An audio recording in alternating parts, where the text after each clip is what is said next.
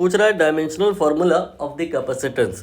तो कैपेसिटेंस के लिए जो सबसे परफेक्ट फार्मूला होगा यहाँ पे that will be of energy. Energy क्या होता है?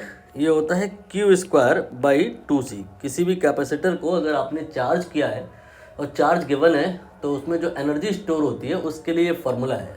यहाँ पर हम U की डायमेंशन रखेंगे, ये एनर्जी है mL2T-2। ये आपको डायरेक्टली याद होगी, अगर नहीं याद है तो इसे फोर्स इंटू डिस्प्लेसमेंट कर दो, फोर्स की याद होगी। अगर नहीं याद है तो इसको मास इंटू एक्सेलरेशन कर दो।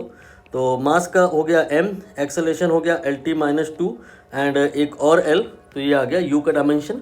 एंड Q, इसको आप C लिख दो, कूलम। मैं बता रहा हूँ ऐसा क्यों कर रहा हूँ मैं।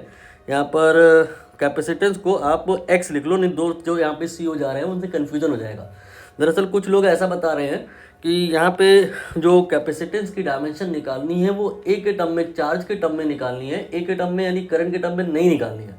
मैं दोनों काम कर देता हूँ। अभी यहाँ पर जो हम x की डायमेंशन निकालने जा रहे हैं वो चार्ज के टर्म में निकालने जा रहे हैं, तो ये आ जाएगा C²। C यहाँ पे कूलम है चार्ज, देन mL2T-2, तो यहाँ से ये आ जाएगा m-1 L-2 and T2 and C2 charge यानी कि C कूलम के टर्म में। यही आंसर है, कोई ना कोई ऑप्शन रहा होगा अगर ये जो डायमेंशन है चार्ज के टर्म में पूछी गई है तो। बट अगर करंट के टर्म में पूछी गई है तो फिर यहाँ पर हमें जानना होगा कि जो चार्ज होता है वो I करंट इंटू टाइम के बराबर होता है, और I होता है A।